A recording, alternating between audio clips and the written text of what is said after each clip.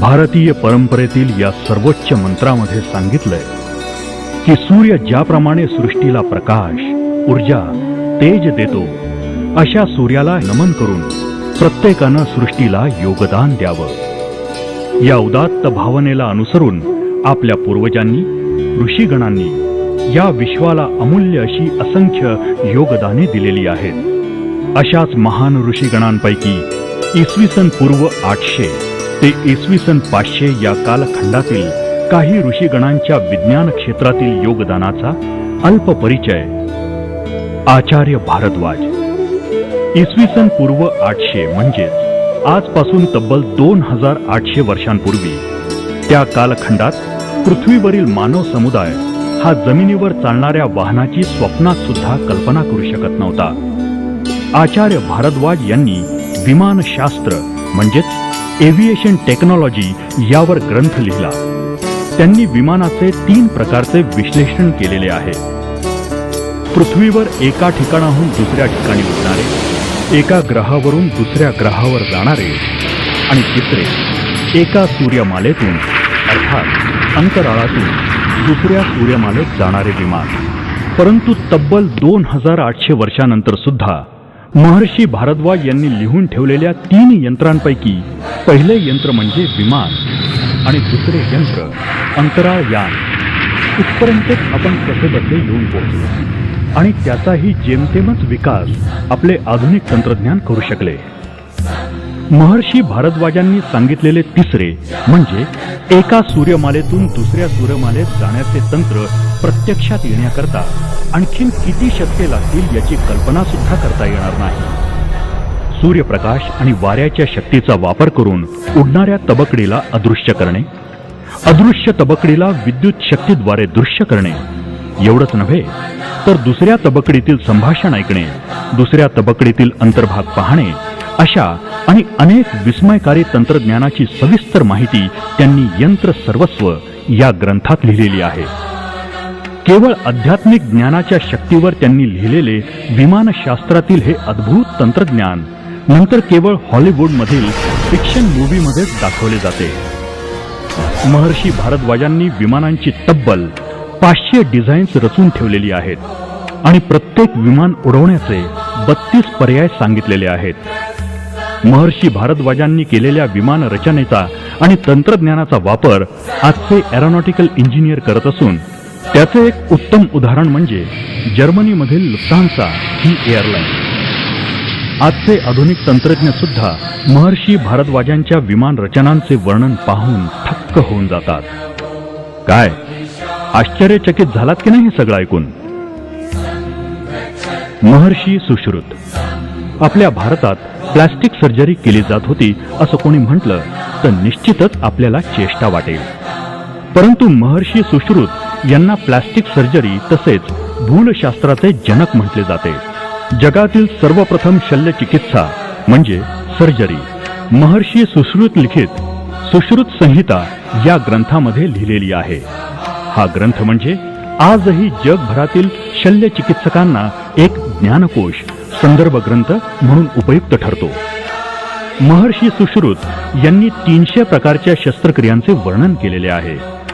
महर्षी सुश्रुत हे 125 प्रकारचे शस्त्रक्रियेचे साहित्य वापरायचे। प्राचीन भारतीय शल्यचिकित्सक हे अस्थिभंग चिकित्सा, प्रसूती, मस्तिष्क शस्त्रक्रियांचे जनक होते। प्राचीन काळी जगभरातील अनेक देशांमधील रुग्णांनी भारतात येऊन महर्षी सुश्रुत यांच्याकडून शस्त्रक्रिया करून घेतल्याचे अनेक पुरावे उपलब्ध आहेत। आता पाहूया तिसरे ऋषीगण महर्षी कणाद। अणु सिद्धांताचे जनक इसवी सन पूर्व 800। विशाल अंतराळाचे ज्ञान सांगणाऱ्या आपल्या पूर्वजांना अतिशय सूक्ष्म अणूंचेही ज्ञान होते आणि तेही विश्वाला अणु सिद्धांत सांगणाऱ्या गॅलिलिओ आणि जॉन डाल्टन यांच्या जन्माच्या 2500 वर्षांपूर्वी। महर्षी कणाद यांच्या वैशेषिक दर्शन या ग्रंथामध्ये अणु सिद्धांत मांडलेला आहे। महर्षी कणाद यांनी या ग्रंथात प्रत्येक पदार्थ हा सूक्ष्म अतिसूक्ष्म कणांचा म्हणजेच अणूंचा बनलेला असतो आणि त्या अणूंचा एकमेकांशी संयोग पाहून त्यांचे रूपांतर रेणूमध्ये होते असे या ग्रंथामध्ये महर्षी कणाद यांनी सांगितले होते. थोर पाश्चिमात्य इतिहास अभ्यासक T.N. कोलब्रुक हे असं म्हणतात, पाश्चिमात्य शास्त्रज्ञांची तुलना केल्यास महर्षी कणाद आणि इतर भारतीय वैज्ञानिकांना विज्ञानाचे जगद्गुरू म्हणावे लागेल. प्राचीन काळामध्ये मानवाला गरज भासू लागली ती आरोग्यविषयक संशोधनाची. अशा वेळी आचार्य चरक यांनी इसवी सन पूर्व 600 म्हणजे 2600 वर्षांपूर्वी चरक संहिता हा आयुर्वेदाचा ग्रंथ लिहून औषध शास्त्राचे जनक हा विश्व बहुमान मिळवला. ज्यावेळी पाश्चिमात्य शरीर रचना शास्त्राच्या बाबतीत संभ्रमावस्थेत होते, तेव्हा आचार्य चरक यांच्या शरीर रचनाशास्त्र, गर्भशास्त्र, औषध निर्मिती, रक्ताभिसरण तसेच मधुमेह, क्षय, हृदयरोग इत्यादी बाबतचे निदान आणि उपचार हे त्यांच्या नैसर्गिक विद्वत्ता आणि चिकित्सेची साक्ष देतात. महर्षी चरक यांनी अध्यात्म आणि शरीरशास्त्र यांच्यातील परस्पर संबंध सिद्ध केल्यामुळे निदान आणि उपचारांच्या शास्त्राला एक मोठे योगदान लाभले.